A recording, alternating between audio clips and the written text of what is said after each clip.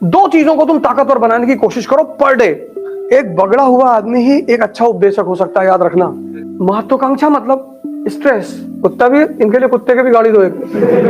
इस दुनिया में जितने लोग तुम्हारे साथ हैं, अगर वो तुमसे किसी भी तरह का फायदा ले सकते हैं तो तुम्हारे साथ रहेंगे। विधायक जी पान खा रहे, कह रही भैया यहीं थूक दो, हाथ में कहां जाओगे भैया।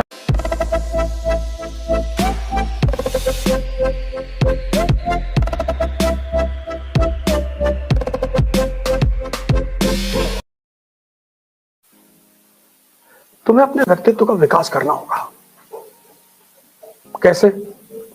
दुनिया में जितनी भी छोटी छोटी चीजें उनको छोड़ दो। दो चीजों को तुम ताकतवर बनाने की कोशिश करो पर डे। पर डे एक तुम्हारा मन, एक तुम्हारी शरीर। व्यक्तित्व इन दोनों चीजों पर निर्भर करता है। जैसे मान लो तुम्हारी हाइट है 6 फीट और 200 केजी वेट है, और तुम सिनेमा पिक्चर देखने गए और लाइन लगी है, तुम लाइन में नहीं लगोगे। तुम सीधे आगे काउंटर पे जाओगे, 4 टिकट देना बे। और लाइन में लगे हैं 5-4, 5-3, 5-6, कोई 40 किलो का, कोई 50 किलो का। हाँ, उस 5-4 में हो सकता है कोई खतरनाक आदमी भी लगा हो, 315 लगाए। उससे बचना बहुत जरूरी है।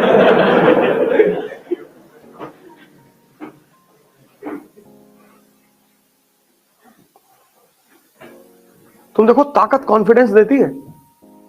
अगर तुम शारीरिक रूप से कमजोर हो ना, तो तुम्हारा कॉन्फिडेंस वैसे ही मरा रहेगा। और अगर तुम्हारी शरीर में ताकत है कि तुम 20 किलोमीटर भाग गए पैदल, कॉन्फिडेंस सिर्फ एक चीज से आती, शक्ति से। बाकी कॉन्फिडेंस तुम ला ही नहीं सकते।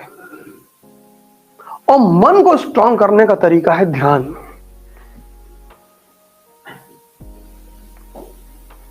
ध्यान मतलब 24 घंटे अपनी सोच पर नजर रखना।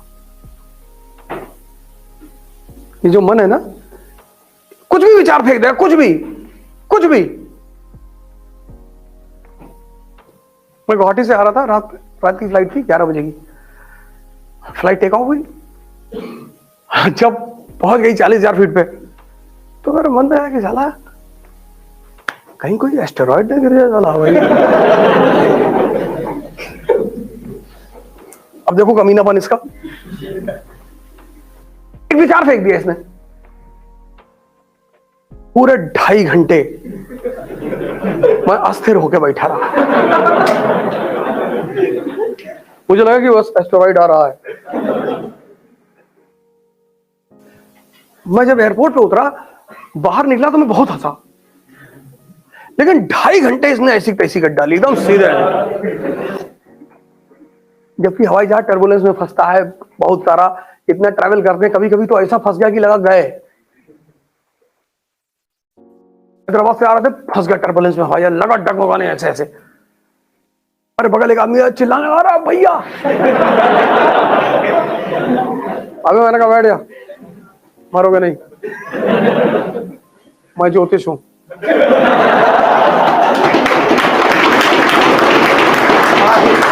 अरे भैया हवाई जहाज चिल्ला आपको मैंने, अबे हमने कहा मारोगे।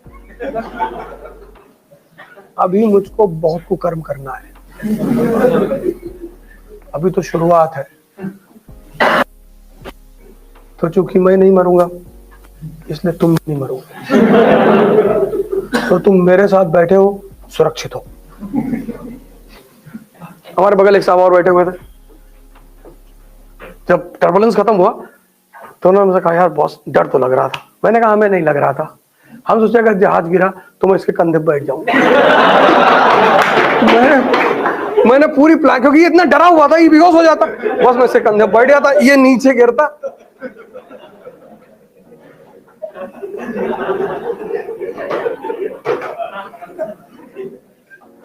यार डर सबको लगता है, ऐसा नहीं कि किसी को नहीं लगता है, उसको हैंडल करना पड़ता है। अपने व्यक्तित्व का विकास करो, ध्यान करो, योग करो, भस्त्रिका 3 प्राणायाम डेली करो। तुम कोई नशा नहीं करोगे 2 महीने बाद। नशा क्यों करते हो तुम, हम बताएं, उसकी वजह क्या है। हम तो बहुत किए। एक बगड़ा हुआ आदमी ही एक अच्छा उपदेशक हो सकता है, याद रखना। ये सच है, एकदम सच बात है। जिसने किया ही नहीं, जितना अच्छा शराब पे मैं बोल सकता हूं ना, उतना कोई नहीं बोल सकता। लेकिन मैं तुमसे कहता हूं कि मैंने अपने अनुभव से सीखा कि शराब बहुत छोटा नशा है। बड़े बड़े नशा पैदा करो, 2030 तक पूरी दुनिया पे कब्जा कर लेंगे। तुम्हारी पता है, और सबसे बोलो और हंसने दो लोगों को, कोई दिक्कत नहीं। लोग मुर्दों पे नहीं हंसते, याद रखना। अगर लोग तुम पर हंस रहे हैं, इसका मतलब तुम जिंदा हो।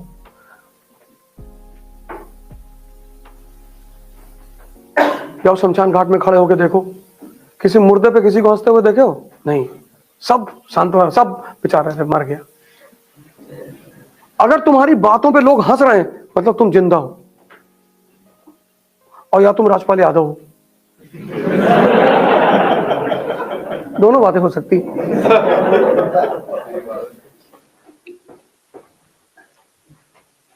नशा मत करो, मत करो, क्योंकि अब ये देश तुम्हारे ऊपर है। तो नशा क्यों करते हो तुम? अब मेन मुद्दा हुआ कि तुम नशा क्यों कर, ये यूथ नशा क्यों करता है यार?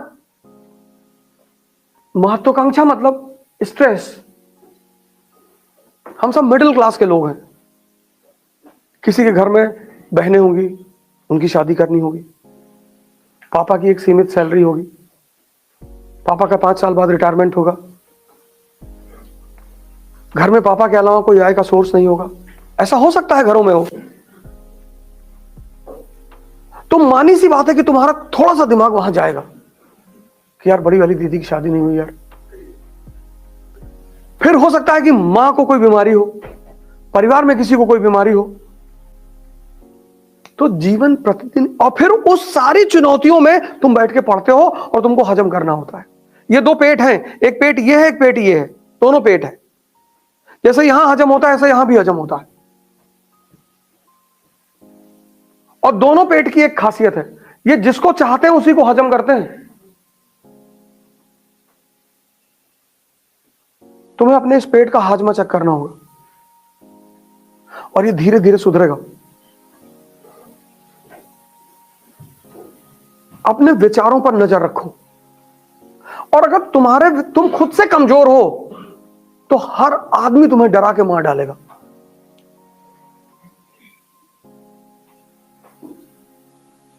नशा क्यों नहीं करना है? अब एवरीडे स्ट्रेस, हर दिन स्ट्रेस, पढ़ना है, परिवार, नौकरी, पैसा, बच्चों की शादी, भाई फला, बहुत सारी चुनौतियां, एवरीडे स्ट्रेस। अब यार अगर तुम उस स्ट्रेस को रिलीज नहीं करोगे ना, तो तुम महीने भर पागल होगे।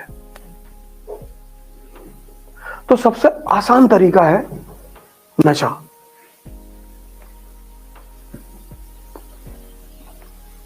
तुम पढ़े 4 घंटा, तुमको यहां पेन हुआ, तुम बाहर आए, एक सिगरेट पिए, निकोटीन शरीर में गई, तुम थोड़ा सा रिलैक्स महसूस किया। तो अब सिगरेट प्रॉब्लम नहीं है, प्रॉब्लम क्या है? स्ट्रेस। तुम सिगरेट को प्रॉब्लम देखते हो इसलिए छोड़ नहीं पाते हो। सिगरेट प्रॉब्लम नहीं है, शराब प्रॉब्लम नहीं है, प्रॉब्लम है स्ट्रेस। तुमने सिगरेट और शराब को अपने स्ट्रेस को रिलीज करने का माध्यम बना लिया है, तो वो तुम्हारे लिए दवा हो गई है। तो जब जब तुम स्ट्रेस में आओगे, तो या तो तुम सिगरेट ढूंढोगे, या तुम शराब ढूंढोगे, या तुम खैनी ढूंढोगे, कुछ ढूंढोगे। तो अगर उस स्ट्रेस को संवैधानिक रूप से बाहर निकाल दिया जाए, 3 प्राणायाम, भस्त्रिका, कपालभाति और अनुलोम विलोम, 2 मिनट से शुरू करो, बस सिर्फ 2 मिनट, इससे ज्यादा नहीं, 2 मिनट। पहले दिन देके घंटा कर लिए, किडनी पलट जाएगी।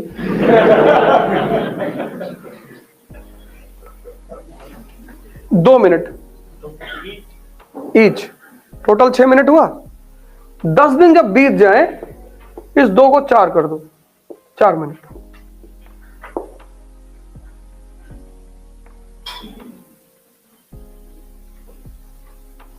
और मैक्सिमम इन तीनों को 1 घंटे तक पहुंचा दो, मतलब तीनों मिला के 1 घंटा। हाँ 20-20 मिनट बस। और गारंटी लेता हूं कि तुम कभी नशा नहीं करोगे, क्योंकि स्ट्रेस रिलीज हो जाएगा।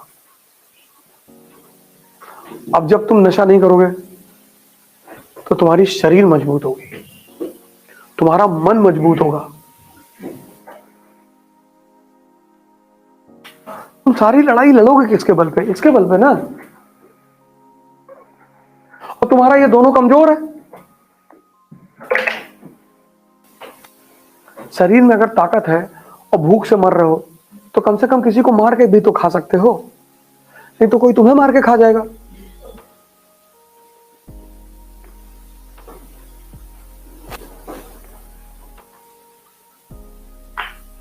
इस देश में शिक्षा ने सिर्फ एक काम किया पिछले 30 साल में, आप पढ़ो और नौकर बनो।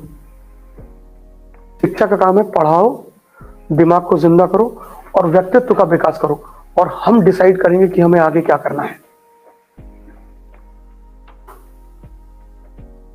हमें आईएएस बनना है, नेता बनना है, बिजनेसमैन बनना, कोई जरूरी नहीं कि तुम आईएएस की ही तैयारी करो। इस देश में एक और रोग है, एक आदमी आईएएस बनने गया तो मोहल्ले के बाकी लोग भी चले गए, और अगर गांव में एक आदमी बन गया तो बाकी गांव का जीना हराम। अब गांव का लड़का आईएएस बन गया, प्रॉपर आईएएस, 15वीं रैंक। अब आ गए पूंजीपति, शादी करने के लिए मंत्री जी आ गए और बोले पूरे घर में सबको, कितने भाई हो भाई तुम? ये बाबूजी हम तो 2 भाई हैं, मम्मी है, पापा, 4 लोग। अच्छा 4 ऑडी दे दो इनको जी। वो दिल्ली वाला जो बंगला है वो चांदनी चौक वाला दे दो इनको। क्या है तुम लोग यहाँ झोपड़ी में रहते हो, जाओ दिल्ली जाओ। कुत्ता भी, इनके लिए कुत्ते की भी गाड़ी दो एक।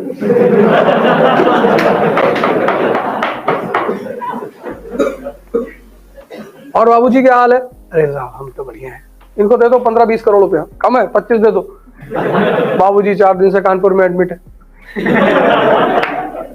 25 करोड़। अब समाज ने देखा, अब सब लौट लौट के अपने घर गए। अब तुम्हारे बाप ने तुम्हारा कॉलर फाड़ लिया, तुम फर्जी फंस गए जीवन। मतलब तुम्हें फंसना नहीं था, लेकिन उस एक घटना ने तुम्हारी जिंदगी पलट दी उठा। तुम्हारी अम्मा रो रही है, हम लोग यमुना में समाधि ले लेंगे हम। तुमको मजबूरी में कहना पड़ रहा है कि अम्मा हम जा रहे हैं तैयारी करने, और अब बस महादेव जाने।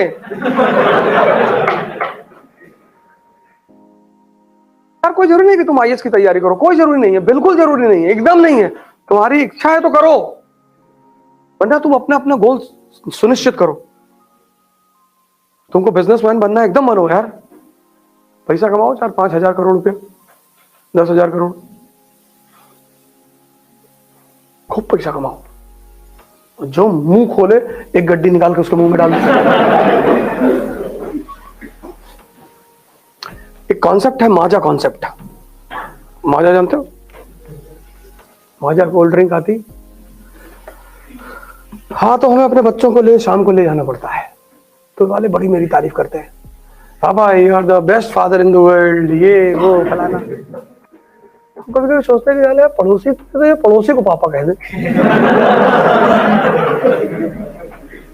ऐसे इस दुनिया में जितने लोग तुम्हारे साथ हैं, सुन लेना, बहुत बड़ी बात है ये। इस दुनिया में जितने लोग तुम्हारे साथ हैं, अगर वो तुमसे किसी भी तरह का फायदा ले सकते हैं तो तुम्हारे साथ रहेंगे। किसी को सुने हो किसी रिक्शे वाले को अपना रिश्तेदार बताते हुए? किसी को देखे हो किसी रिक्शे वाले को गुड मॉर्निंग करते हुए? नहीं।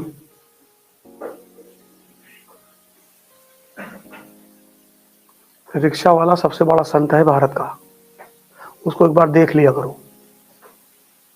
उसको कोई रिश्तेदार नहीं कहता, उसको कोई नमस्ते नहीं करता।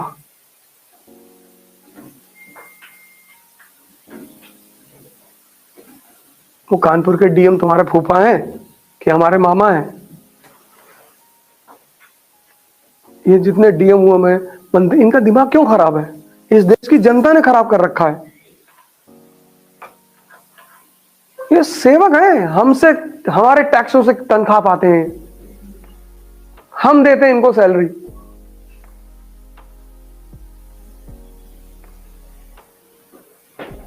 लेकिन इस देश की जनता विधायक जी को देखी लेट गई।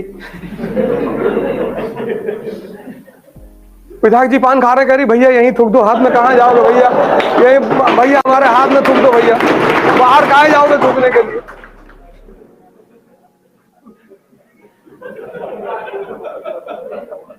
देखो तोड़ मत डालना।